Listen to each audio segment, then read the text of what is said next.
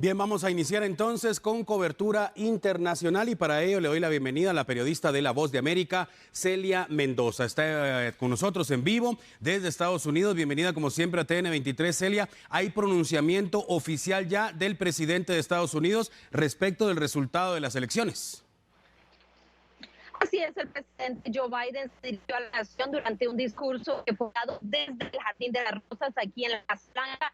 Estaban presentes los miembros de su administración, a quienes agradeció la labor que han hecho en los últimos 4 años, pero también se refirió específicamente a la importancia del reconocimiento de las elecciones en un sistema que es justo, transparente y creíble, y dijo que esto es algo que puede reiterar durante esta jornada después de haber llamado a Donald Trump, a quien le indicó que él le colaboraría con el proceso de transición ordenada y pacífica del poder que se llevará a cabo el 20 de enero. Algo importante durante esto es que dijo que hayan perdido no significa que vayan a dejar de luchar por los principios que ellos quieren tener y por la América que ellos tienen en su visión. Pero algo clave es que él dice que esta es una oportunidad para lograr unificar al país y acabar con las divisiones que existen y que se han acentuado durante los últimos 4 años, y en especial con esta transición se pueden dejar las dudas del sistema electoral estadounidense que fueron presentadas precisamente por Donald Trump hace 4 años, cuando se negó a hacer lo que hoy está haciendo el presidente Joe Biden, una llamada, un proceso de transición y un reconocimiento de victoria. El proceso de transición de gobierno definitivamente va a ser vital para lo que pueda ocurrir ya cuando tome posesión del cargo Donald Trump. Ahora, Celia, quiero preguntarte qué pasa con Kamala Harris. ¿Está de nuevo ya en la Casa Blanca en sus funciones como vicepresidenta? Y si se sabe qué va a ocurrir después de ella cuando termine el periodo.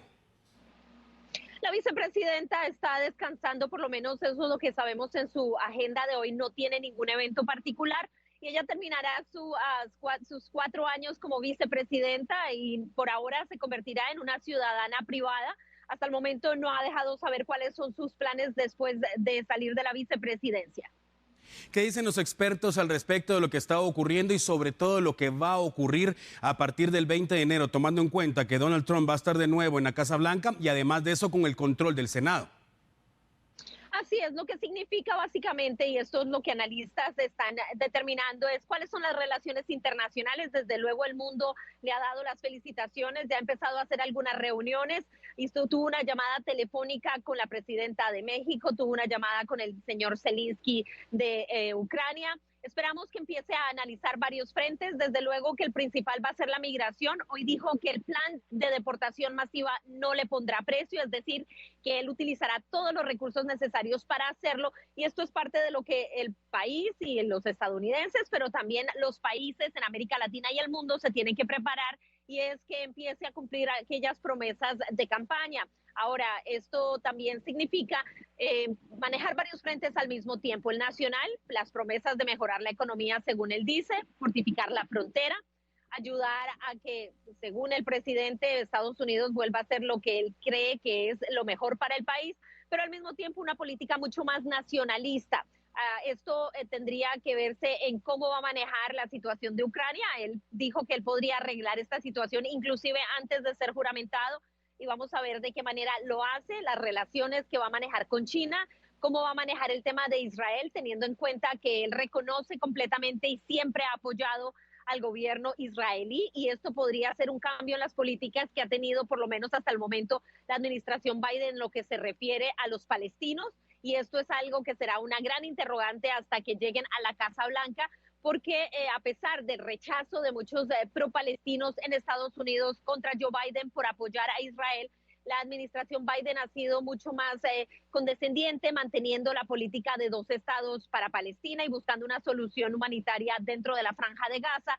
No se sabe si esto vaya a cambiar durante la administración Trump, que es mucho más allegada inclusive no solo a Israel, pero a Benjamin Netanyahu. Celia, uno de los temas más preocupantes definitivamente para los latinoamericanos sobre todo es el régimen que va a instalar en la frontera, porque había prometido desde la campaña que volver a la Casa Blanca desde el día 1, cuando él tome posesión de cargo, va a cerrar la frontera con México. Así es, pero hay que entender qué significa cerrar la frontera. Cuando hablamos de cerrar la frontera ya está cerrada bajo la administración Biden. donde no se le permite la entrada a todo el mundo, se ha reducido el cruce irregular de personas. Entonces, esa idea de cerrar la frontera es muy particular porque también los Estados Unidos tienen procesos de admisión. Él podría eliminar los programas que tiene actualmente la administración Biden para que las personas pidan protección temporal y ayuda humanitaria en la frontera. Puede acabar con ese sistema que se ha venido estructurando y eso podría ser parte de esas estrategias en las cuales él podría generar esta reducción del cruce de personas. Pero también es interesante de qué manera podría abordar otros temas. Si va a mantener el TPS para los venezolanos, si va a mantener el TPS para los haitianos, estos servicios de estos parol que se implementó para los venezolanos también y que ha permitido que de manera expedita se puedan movilizar. ¿De qué manera trabaja el tema con Naciones Unidas para seguir trabajando en las causas fundamentales de la migración y los puestos que fueron instalados en lugares como Guatemala y Colombia y así como Panamá, donde hay acuerdos para manejar esto? ¿Cómo va a manejar el tema de los venezolanos teniendo en cuenta que no hay relaciones con Venezuela y se niegan a recibir a las personas deportadas? ¿Cómo el presidente Trump podrá hacer una deportación masiva de venezolanos si no existe una recepción de Venezuela? Y estas son cosas que él tendrá que analizar en los próximos días antes de llegar a su juramentación y cómo lo podrá establecer y de qué manera podría presionar a otros países en la región para que acojan a esos venezolanos. Celia, previo al día de las elecciones publicamos muchos reportes, muchos trabajos periodísticos realizados justamente por La Voz de América que mostraban la preocupación en ese momento de los grupos promigrantes, si regresaba al poder Joe Biden y hacían el llamado también a que lo mejor era votar por los demócratas. Esos mismos grupos se han manifestado ya ahora que es una realidad. Definitivamente, esto es parte de lo que ha prometido y no podemos olvidar que esto es un mandato que le ha dado el pueblo estadounidense. Él gana el voto popular, gana el colegio electoral y lo ganó precisamente porque él se fue en contra de la mayoría de los miembros de estos grupos, los cuales hablan de la migración. Ahora, ellos aseguran que quieren una migración regular, una migración en la cual puedan obtener permisos temporales a aquellas personas que entran a los Estados Unidos. Pero al mismo tiempo ha hecho una campaña enorme en contra del Tren de Aragua, por ejemplo. Y esto es esta famosa banda criminal que nació en Venezuela, en una de las cárceles y que se ha convertido en una de las pandillas más grandes que está operando. Y esto obviamente tiene que ver con el hecho de que condados en Nueva York como Queens haya recogido votos para Donald Trump a pesar de que no ganó en Nueva York. Y esto tiene que ver con el envío de muchos de estos migrantes de la frontera a diferentes ciudades, en ese caso Nueva York, Chicago, la capital de los Estados Unidos, donde los votantes estuvieron de acuerdo con que Donald Trump haga este tipo de medidas. Y ahí es donde veremos de qué manera puede ejecutarlo, manteniéndose bajo las leyes internacionales, los acuerdos humanitarios, los acuerdos de Ginebra que rigen la manera en la que se moviliza a las personas y se les debe atender en la frontera y las leyes que Estados Unidos tiene como política nacional. Y si podría hacer un cambio a esto dentro de un Congreso que ahora va a ser mucho más amigable para él. Celia, dos cosas antes de finalizar. Primero, la economía, que evidentemente fue uno de los pilares en la campaña de Donald Trump. Una de las promesas es promover más el petróleo en Estados Unidos. ¿Qué dicen los analistas al respecto? ¿Realmente va a poder cumplir esa parte? Y lo segundo, ¿qué va a pasar con las batallas legales a partir de ahora que todavía tenía pendientes Donald Trump? Porque ya es el presidente electo. Así es, en primer lugar, el presidente tiene un poder amplio y como mandatario estadounidense tendría la posibilidad por orden ejecutiva de eliminar muchas de las medidas de protección que se han hecho en los Estados Unidos, pero hay que esperar qué sucede porque hay que recordar que estados como Texas, que es tradicionalmente republicano, han implementado un gran número de medidas de reducción de petróleo, de energía verde, pero podría ser una combinación, así que no podríamos empezar de inmediato para saber qué es lo que va a hacer en este tema, a pesar de que él ha dicho que él está de acuerdo con el petróleo, que lo va a fomentar, que no está muy de acuerdo con algunas de las estrategias implementadas por la administración Biden en lo que se trata de energía verde y tendremos que ver si nuevamente se sale de los convenios climáticos a los que regresó Estados Unidos, como es el Acuerdo de París.